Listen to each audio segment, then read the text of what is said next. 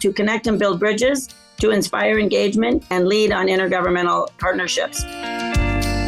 We say public health in all policies. Like, we know that it starts with health, in that you have a healthy community, and then you can just you can thrive then when you've got your health.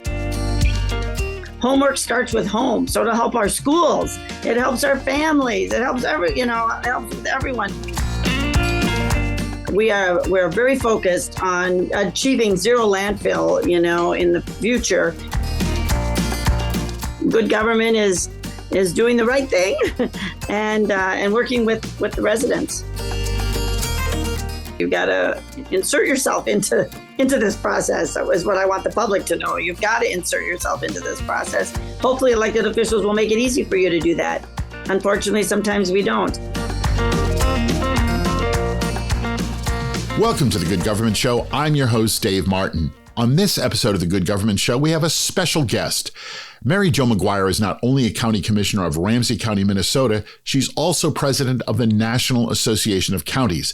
That means not only is she working on providing good government at home in St. Paul, but she's helping counties across the nation do better. A big job, to be sure. When I first talked to Mary Jo, she was just starting her term. Now, with the year almost over, I talked to her again. She said the high point for her was being able to meet county commissioners in nearly half the country. And this is her quote: "I'm very hopeful for our country."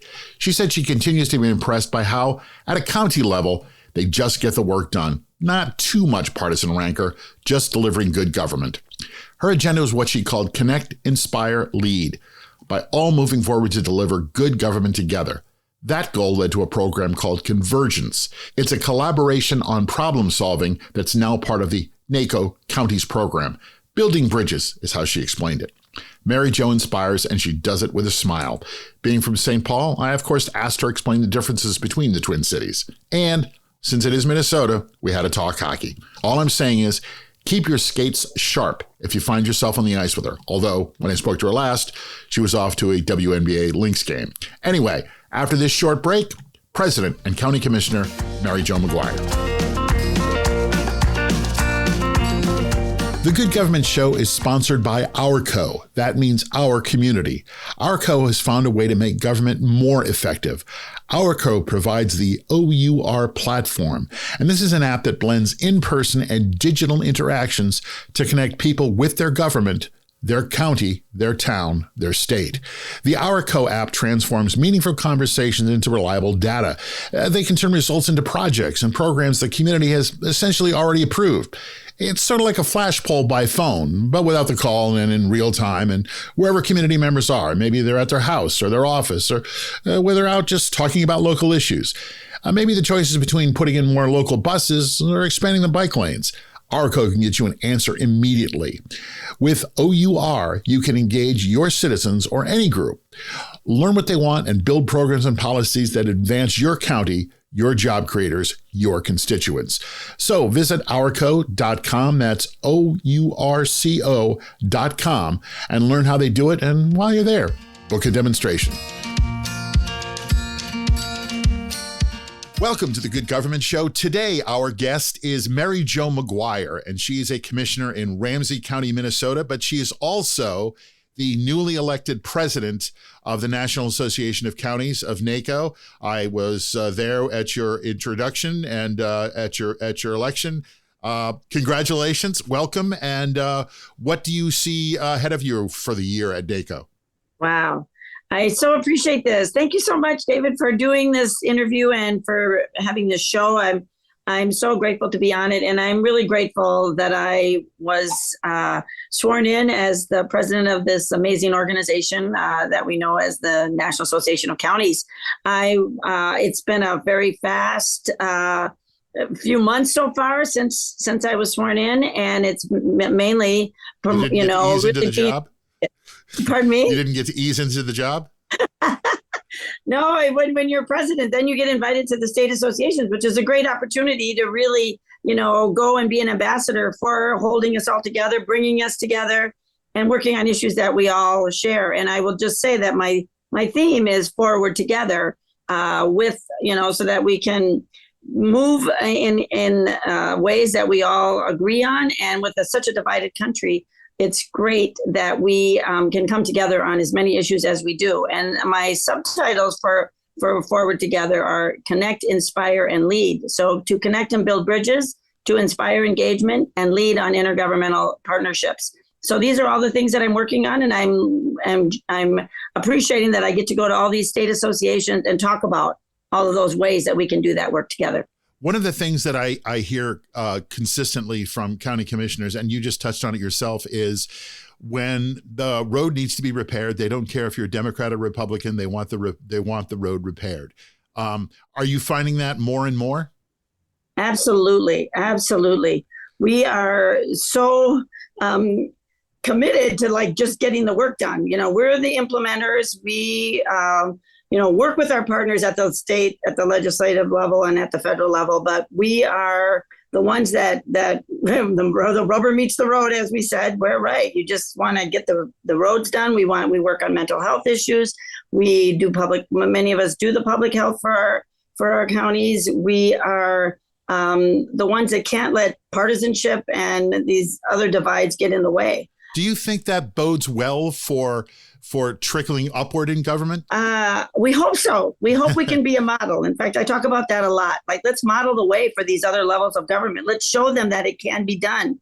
Let's make sure that we're advocating for our issues and the way that we know it can be done with our other levels of government. So we're hoping that we can move it up that chain. So or move it over. Yes. We actually don't think of it as up. We think of it as over. We're partners here. We are the ones that, need to get this work done. So you got to work with us. So call your senators and have them look to the county commissioners. Totally. Or certainly the House of Representatives. Can be models. We can be models for this. Good. So, I must confess, I have never been to Ramsey County. I was in Minneapolis once to cover a court hearing in federal court. I flew in, covered the hearing, and flew out that afternoon. Here's a question I have, and I think a lot of people have. St. Paul, Minneapolis, the Twin Cities. What's the difference between St. Paul and Minneapolis? Oh, I love it. Oh, and I know I'm asking from someone from St. Paul, so go ahead. I love it. Well, yes, you are asking someone who was born and raised here. I was born and raised in just a suburb, just bordering St. Paul. So I'm a strong supporter of actually the Twin Cities area and of Minnesota. But Of course, I grew up in St. Paul. So the difference, St. Paul is is smaller than Minneapolis. I would say I think we think of it as, we're where you want to raise your family. Minneapolis is maybe where you go and as a young person, there may be more opportunities to get out and about. Okay. And St. Paul, we're more, we both have great parks. We both have great opportunities for development for our businesses and things. But I think, we really, in St. Paul, we like to think that we're the community where you want to raise your family. So yeah. Now, I'm just curious, do you go to Minneapolis regularly? I do. I go across the river every so often. We have a river that divides us. And I go there. Are there people that just don't go to St. Paul or don't go to Minneapolis? I go to St. Paul a lot more. Yes, I'm sure. But if you live in St. Paul, do you go to Minneapolis or do you go, I'm not going to Yeah. Well, I tend to go to St. Paul more. Okay. But Minneapolis has a lot of activities, and I'm a biker, so I like to bike bike routes in St. Paul and Minneapolis. So are there bike routes that take you back and forth across the river so you can? Yes, and they're beautiful. We have great bike routes, so it's really great. All right. Mm-hmm. Which is better? Oh, that's a tough one. Nope, they're both really great. You must be a politician. I say St. Paul, Ramsey County and St. Paul have great routes. All right. So let's just talk a little bit. What's going on in Ramsey? It's the Good Government Show. What's some of the stuff that you're doing there that are the citizens are appreciating? Mm-hmm. There's a couple of things I want to ask you about. Thank you. And just to say, Ramsey County, we're the most we're the second highest county in population, but we're the smallest county geographically. Oh. So we're very concentrated in everything we do. We're the most concentrated areas of poverty. We say the most concentrated areas for opportunity. We have the most concentrated areas of diversity. We're a very diverse county. We have one of the largest Hmong population in the country, second largest to California. We have the largest Karen population. That's immigrants from Burma. We have a large Hispanic population, Black population, and so we have a lot of diversity, and we build on that, and we value that, and we know that provides great opportunities for our economic development. What we're mostly focused on now is our housing. We need more affordable housing, and so we're working on that. We have a lot of workforce issues. We need more workforce as a county, and we want to match up the businesses that need workforce with our residents who need jobs. So we have great workforce solution work going on. We have great internship and mentorship programs for our young people so that they can get the skills they need to have jobs. And I think we've got an amazing director of our workforce, Ling Becker, who just tries to be really creative with the programs of matching up, businesses with workers.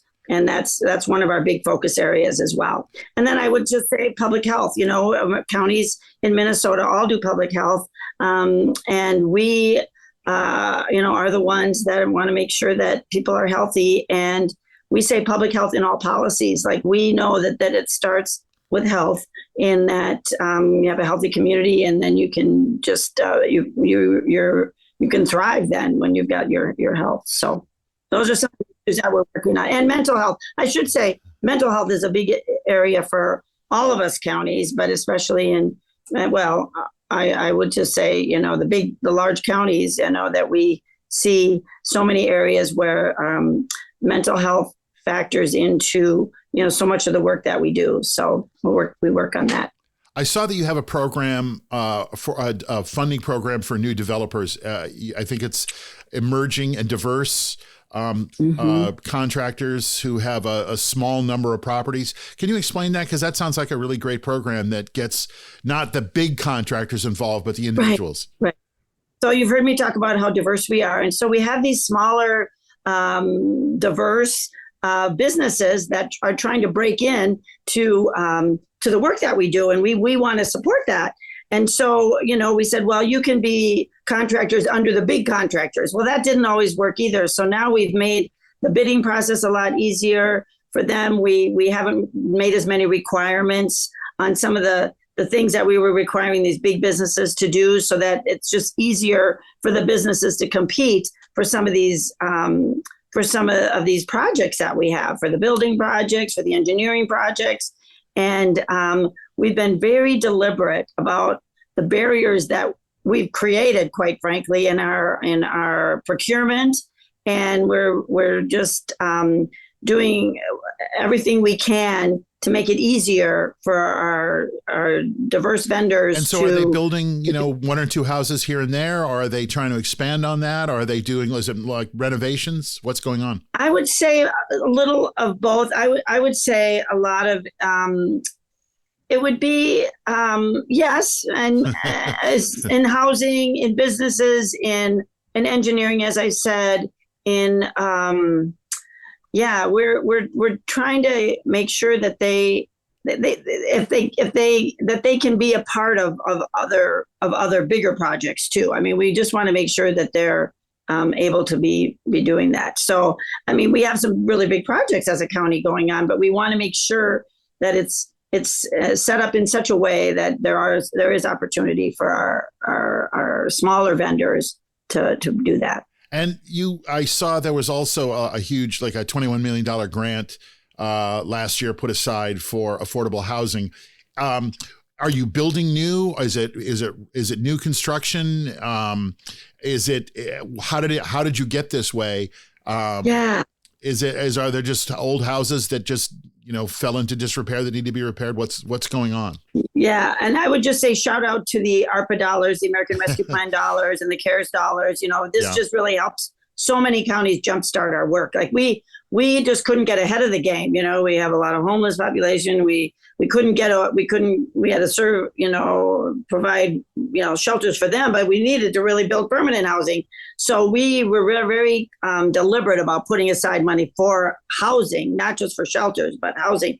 And the work that we're doing in shelters or in housing is is really crucial to really moving us forward. So we've been working really hard to make sure that we provide housing, in all of our communities. So we have to work with our communities because they're the ones that zone for this, and we are fully developed as a county. So most of our all of our development is redevelopment. Okay. So we look for properties that are being redeveloped, and then we give incentives to put housing in those along with businesses. We have a lot of mixed use development going on. We have a huge property going on in northern Ramsey County. It was one of the largest Superfund sites in the country. Oh. We've cleaned that up to residential standards, and we're putting a whole. That takes a lot of work to clean a Superfund site to residential. Yeah, it's amazing. It took a lot of money and a lot of time, but we did it. And we're working on that with commercial, residential, and retail. How many homes have you added? I don't mean to put you on the spot, but with an exact number. But what's the result of all this, of the $21 million? Of the $21 million. Well, the $21 million is set aside. Right. We're working on that. Sure. The net result of all this, how have you added housing? We're working on it. Yes, we've added some housing. We're continuing to add housing. A lot of this is in the development stages because the money has just become available to us, and it just takes time for those projects to get going. But I can't give you the exact number, but we have added housing, and we're looking to add a lot more. And I'm sure this adds jobs and puts people to work. Oh yeah.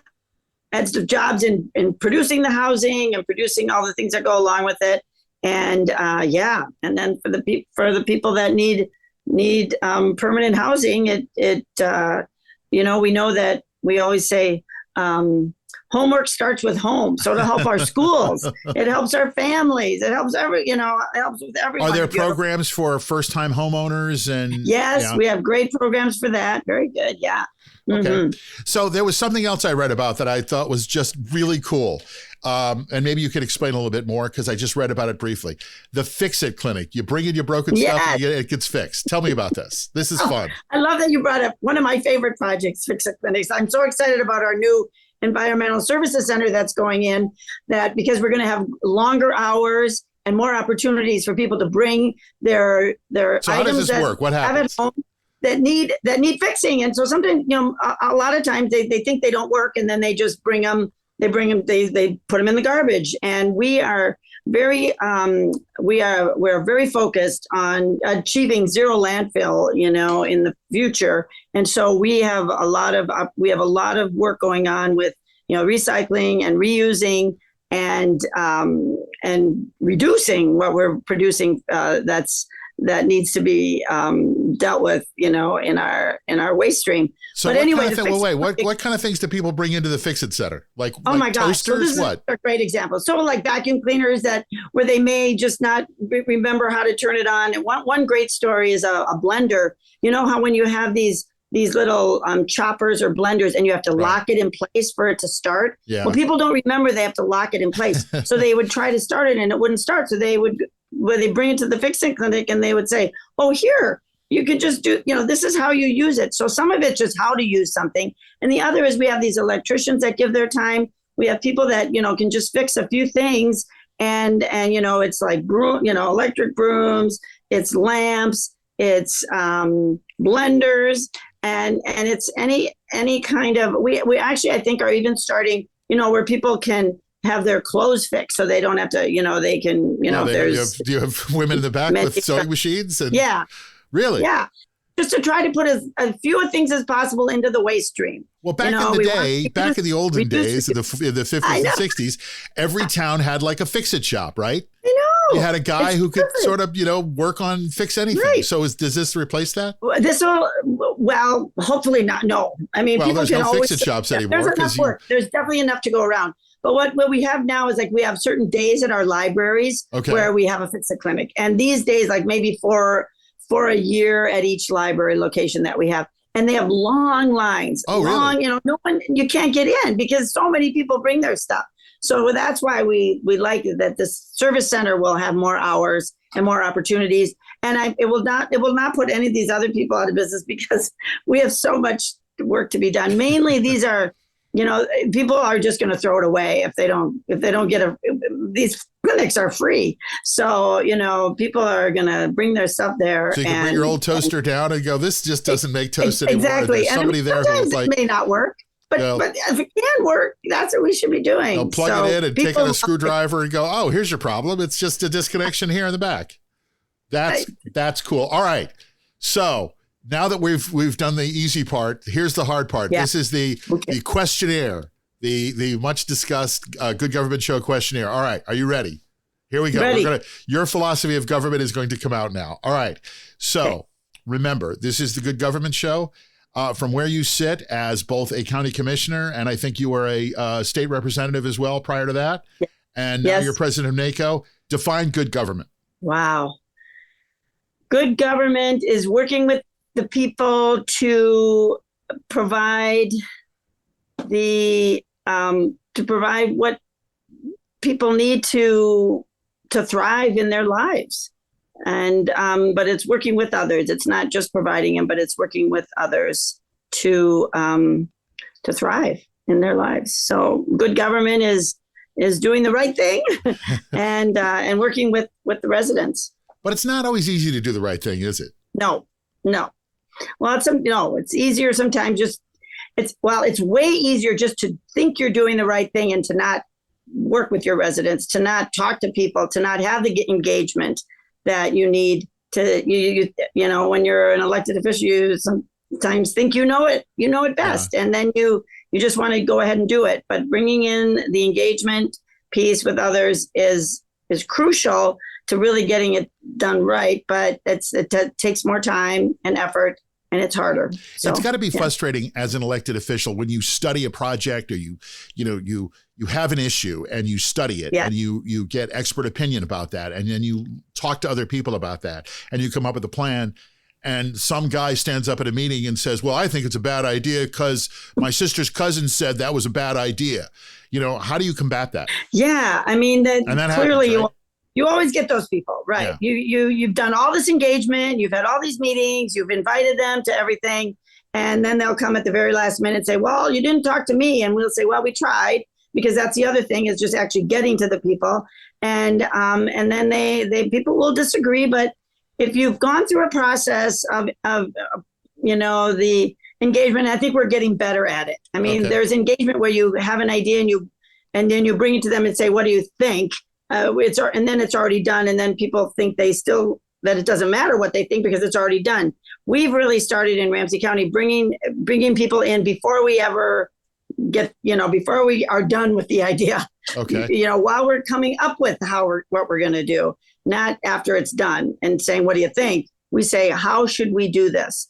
So I think we just have a process where we bring people in as early as possible, have them work with us, and you're going to always get those people that come at the end and don't like it. But if you can show that you've actually had this process, then you just have to go with it then. And you're going to get those people that disagree. So how do you judge your success if you're providing good government? How do you judge how well you're doing? Well, if I'm moving forward in a way that, serves our residents, where people are feeling that they're being listened to, that they're, government is working with them and for them. And that if we're successful, I feel like people will trust the work that we're doing. Trust is a big component of this, that we really work to make sure that we're developing that with our residents, that they will trust that we're doing the best that we can and the work that's best for them. And so I think I'll know it by seeing the outcomes. We're really outcome based in our county, and I think most counties are. If we see the work moving forward, if we see stable, healthy families, if we have less people homeless on the streets, if we have people in jobs, if we have more affordable housing, if we have good development, good roads. So I think it's how we're it's an ongoing process. I think we'll just keep moving. It's ongoing work. It's All right. not. So how do not the ever people, your constituents, the voters, how should they know if they're getting good government? Well, it's when so I would say they would be that they're feeling listened to, that they're feeling like we're responsive. So, they call me and we say, okay, here, we'll look at that. And then we tell them we've looked at it and what we've done. And then if they either agree or disagree, but at least they're, that they know what we've done. So we're transparent. We're responsive, that they see that the work that they expect us to do. So counties generally do public health, public safety, parks, roads, libraries, and everything in between. So if they have a library system that they like, if their roads are generally good. I mean, we have a huge issue in Minnesota. We have a lot of roads that need a lot of repair because we get a lot of potholes here. Well, but you have weather, snow. We're always working on that, right? Yep. We have, if people feel safe. And so I think, I said I did a League of Women Voters meeting last night, and we had a great conversation with them, and they care about secure elections and they care about the environment and, all the things we've been talking about, housing. And so it's really having those conversations with them and them feeling like we're listening and we're moving forward. We're just doing the best we can to be in the direction that they think we're moving forward, in the direction that they think we should be moving. And so if my residents feel that way, then they'll keep electing me, and we'll and if they don't feel like you're moving in the right direction and they don't like what they're hearing, yes, what should they do? Yeah, well, they should talk to their representatives. They should talk to their local elected officials. They should be involved. They should be on our commissions. They should volunteer to serve on our advisory councils. They should let us know. We can't do this work alone. It's all about partnerships. It's all about community engagement. And, let us know. I said, if I hear from 10 people on an issue, that's a lot. Yeah. So let us know. I mean, I think people sometimes, sit back and just complain and don't do anything about it. And I'm a huge supporter of civic education, for one thing, so people know what it means to be a part of our democracy, and also that they are engaged then in their government. Like this is not just us doing this work. This is, we the people. I'm a huge supporter of that we are the ones that should be in charge of this government. And we have the elected officials, but we are informed by the public and by the people. So I get involved in as many ways as you can in this process. Vote for people, get involved in how government's working for you or not. So you were a state representative, correct? For how long did you serve? 14 years in the House and 2 in the Senate. Oh my! And now you've been a county commissioner for, I think, 12 years. This is my 12th year. Right. So you are absolutely a government insider. What would you like people to know about government and about how government works from the inside? Oh, that's such a good question. Well, I would say that government, the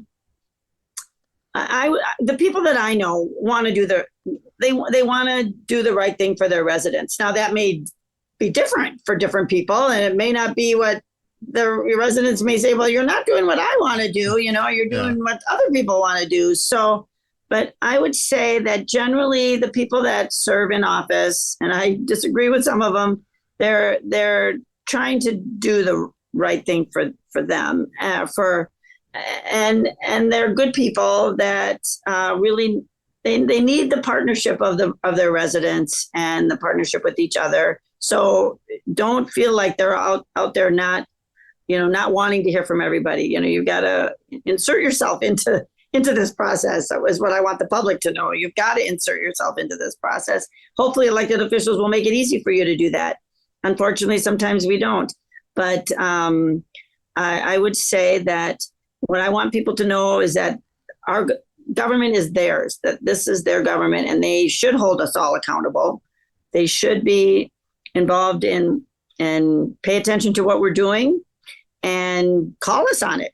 And they should call everybody from the president, all of us. We should call people that aren't doing the work way we see should be done. That's their government. So who's your political hero? Who inspired you? Who inspired or inspires you? Wow. Yes. Well, I would go back to I'm involved with the Mount Vernon Institute a bit. I'm actually going to a symposium on democracy this coming week in Washington, D.C. Oh. So I've been learning a lot about George Washington's leadership, Abraham Lincoln's, the people that started this country, and I'm going to say forefathers and foremothers, the people that really worked on setting up our democracy. They are my heroes that took a new country and tried to make it as good as they could. They generally did a good job. We have some things we need to work on, and just that they really tried to make our democracy work. And so I would say that I'm very anyone who's working to hold our democracy together are heroes of mine. So there's a number of elected officials that are working on that. Secretaries of state that are really working on that, making sure our elections are secure. And I think they are, because counties run them. And so I have a number of heroes in different areas. I would say, that my mother my mother and father were amazing. I was lucky to be in a part of an amazing family. Were they political? I will just tell you that they were not in politics, but they taught us some really lifelong lessons. And I think if you heard me give my speech, I do it all the time. And I talk about a timer that we used when we were growing up, because we had 6 kids, and my parents thought it was important that they hear from everybody, not just my sister and I, who talked all the time, that they should hear from my brother. So we passed a 3-minute egg timer, and I usually have one around. Okay. And we just, we learned that everyone has a voice, every voice matters. And then the importance of listening, because when you had your turn, then you had to listen to everyone else's turn. All right. So I would just say that they're heroes of mine, and that they saw that was an important thing to instill in us as young people. Nobody and I bring it with parents yet. So good for you. I know. All right. So I read somewhere that you were when you were in college, you were a part of the student government. Is serving in office something you always had in mind? Did you want to be president when you were a kid? Well, I did not want to be president. I did not think about being president when I was a kid, but I knew Senator? I wanted to be in charge. I knew that I wanted to be where decisions were made. Okay. So when I was young, I was the teacher, I was the priest. I would get all the kids together, and I would, I just knew that. Well, I thought I had good ideas about what should be done, and I wanted to get them done. So when I went to school and I went to St. Kate's, I said, well, student government is where we're asking the questions, where we're helping decide what things happen for our school. I want to be a part of it. So I got I was elected to the executive board early on, and I like being where at the table where decisions are made. Right. So when I was in law school, I did the same thing, was involved in student government. So I find out those decision-making bodies and then try to be a part of those so I can help direct things, because otherwise I would complain. And I said, well, I can't complain if I'm not trying to help make it better. Yes, you can't complain if you don't vote, right? No. All right. So as I said, I have never been to St. Paul yet. I am coming out. You need to come to St. Paul. I'll show you around. All right. Well, that's my next question. You're going to show me around. Where are we going? What are we having for dinner? What is a St. Paul? What is the ultimate St. Paul dish? I love it. What are we having? Right. Where are we going? I love it. Okay. Well, when you come to St. Paul, we will just take you around to our courthouse. We have a beautiful Indian God of Peace in our courthouse. All right. We have amazing Capitol. We have one of the most beautiful capitals in the country. I mean, I don't think anything's more beautiful. There may be some that are as beautiful. Okay. We have beautiful, history center and just amazing, public buildings. We have amazing parks and biking. I would probably take you on a bike route. I'd probably take you a little what biking. We're eating. What are we having? And what we're going to eat, what's your favorite St. Paul meal? We're going to go and we're going to have some really good Asian or Hmong food. Okay. And then we're going to... Not what I thought of for we've got Minnesota? This great called the Afro Deli, which has great African-American food. Okay. And we have such great ethnic food. Indian food. We have some of the best food, and we have great culture. So I would take you to the History Theater and different places. I said, we have the greatest combination of the most culture you could ever want, but also not all the traffic and not all the people that the Chicagos and the LAs and New Yorks have. Okay. But I would take you right down Grand Avenue for all of our great restaurants there. And I'd start with a lot of our ethnic. I'd probably take it to the walleye on Grand, because I should have you have some Minnesota food. So I'd give you. All right. Well, now we're Minnesota walleye, food. What's Minnesota food? Walleye and wild rice, and so. All right. I used to listen to Prairie Home Companion. Are we going to have cream of mushroom soup and Jello mold or what? Oh yeah. Chicken and wild rice soup is so amazing. Yeah, cream of mushroom soup for sure. Right. Walleye's great. We have great Minnesota. We're Scandinavian, so there's a lot of Scandinavian influence. But I would say that in St. Paul, where we have a lot of other ethnic restaurants that we would. Well, McGuire, is there a good Irish pub there too? That's a good Irish pub there, and I'm also German, so there's some really good German Gasthouses and things. And yes, a lot of great Irish pubs. Okay, great. All right. So this is the Good Government Show. We like to bring it back to good government. Give me an example of a great government project you've been involved in. Oh, wow. Well, I would say one, I work really hard let's see that I would, because everything I do is with a group of people, sure. Like I just want to, let's just talk about a good government project. Let's leave everyone on a happy note. Okay. So I'll just say I want to know government working in Ramsey County. Government working. Oh, I love it. Yes. So I work really hard on early childhood education. And so we have a great family stability program where we work with the families to make sure that their kids are getting the services that they're getting, the services they need. And we know that we can't just have kids in Head Start, but we need to work with the families. So we have a great family stability program where we mentor the parents and really help them be, strong parents. So that's something that I advocated for at the legislature, and we were doing it in Ramsey County. I also am a huge physical activity person. So active living is where we promote biking and walking, and, in every public works project that we have now, it's always like, let's make sure that we're addressing the least mobile to the most mobile. Like most public work projects focus on cars, but we want to focus on biking, walking, and then cars. So we work on that. I would say I worked on less cars on the street is a good thing, right? Yeah. I worked on getting the oval. I mean, this is a special project that we got into Roseville, but it's a speed skating oval that our community needed because we had all these Olympians training and they were going to Milwaukee and we needed them in St. Paul. So I fought really hard to get a speed skating oval in our community. And it's nationally known, and we have national organizations there. Have you done some speed skating on it? I'm a skater. I'm not as much a speed skater as I'm a hockey player, and I'm a regular skater. And then wait a minute. Stop right there. Do you play hockey? I do. In fact, I have played hockey. Wait. Slow down a minute. Are you still playing hockey regularly? And I was just going to say, I played hockey till about a couple of years ago because I value my head now. I have full gear, I have the helmet, and we played every Sunday night till about a couple of years ago. I stopped because I just didn't want to hurt myself anymore. But I love to skate still, and I'll do pickup hockey, but I don't do my organized hockey anymore. So I do love to skate though.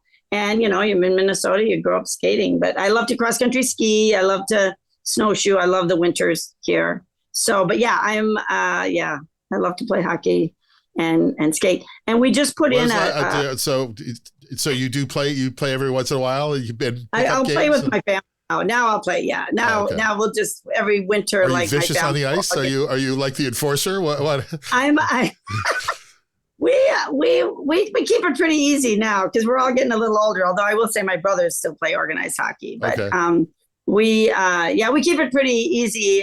But almost everyone skates and everyone plays. Yeah, so it's very fun. But I want to just say another project we had is we just had Battle Creek, and I was our whole board supported it, but I wanted to make sure it happened. Was a snowmaking in St. Paul, which got a lot of hassle, but we need consistent snow for our cross-country ski park. We have a really beautiful park that has cross-country skiing, but we don't get consistent snow, even in Minnesota. So now that we have snowmaking with the help from the legislature and with the help from Ramsey County, now we have a cross-country ski trails that we're going to now have international events in Ramsey County. Wow.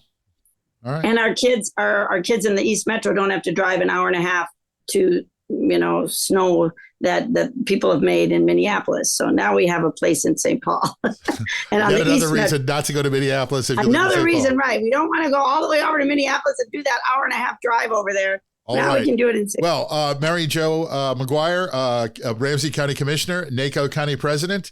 It was a pleasure to have you. I'm glad we finally got this together. We started this conversation in about 4 months ago in Austin, Texas, and we finally got it together. So thank you for your time. And hey, good luck. Hey, and when you come to St. Paul, when you come to Ramsey County, I want to show you around. Yes, we'll find great things to do. All right. And just thank you so much for your Good Government show. We all care about good government.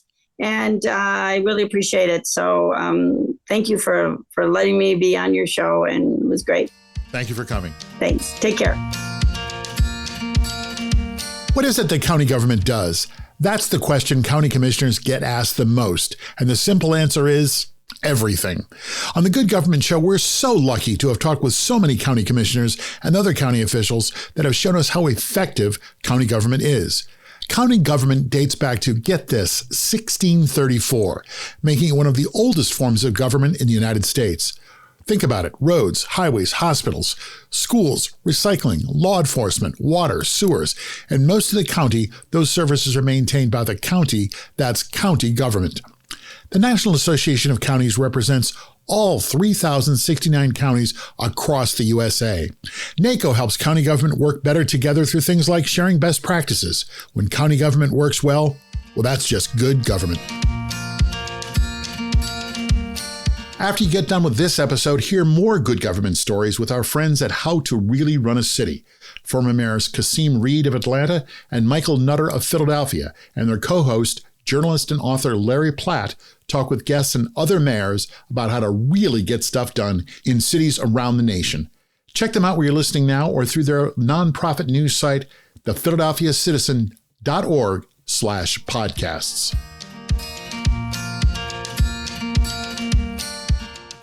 You have to respect a county commissioner who played league hockey until recently and still gets out of the ice. And that's just part of her active profile.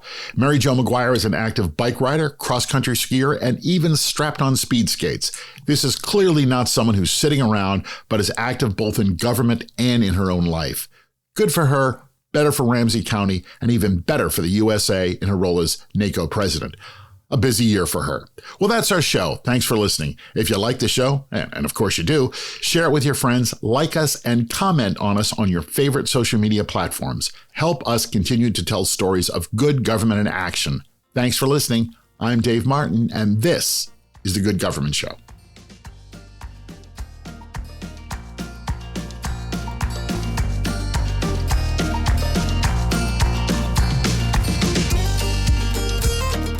The Good Government Show is a Valley Park production. Jim Ludlow, Dave Martin, that's me, and David Snyder are the executive producers. Our show is edited and produced by Jason Stershic. Please subscribe, then share us, and like us and review us. That's the best way to make sure we're able to keep telling these stories of our government working for all of us. Then listen to the next episode of The Good Government Show.